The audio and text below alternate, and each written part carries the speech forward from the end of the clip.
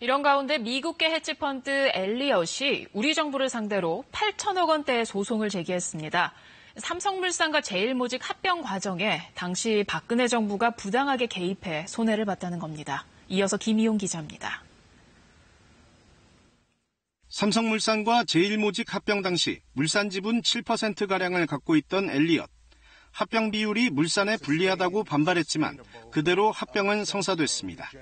그런데 최순실 국정농단 관련 특검 수사에서 당시 정부가 국민연금을 동원해 합병 과정에 부당하게 개입한 정황이 드러나면서 우리 정부를 상대로 피해 보상을 요구하기 시작했습니다.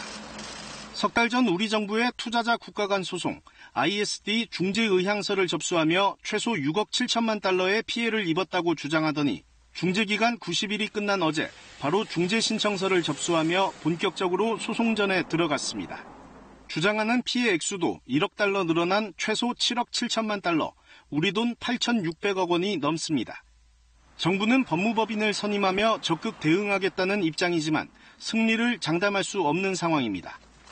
합병 당시 정부의 부당한 개입 의혹은 2심까지 특검이 이긴 상태이고 합병에 찬성했던 국민연금이 당시 삼성에 유리하게 보고서를 조작했다는 자체 감사 결과를 최근 내놓기도 했습니다.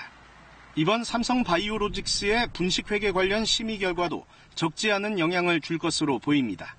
우리나라 중재법에 의하면은 당사자의 합의에서 정의와 형평도 고려될 수 있고 또한 계약이라는 관습법도 적용되어야 된다고 되어 있기 때문에 여러 가지 요소가 고려될 수 있겠습니다.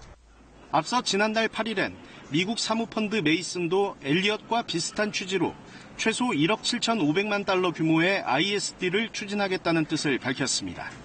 KBS 뉴스 김희용입니다.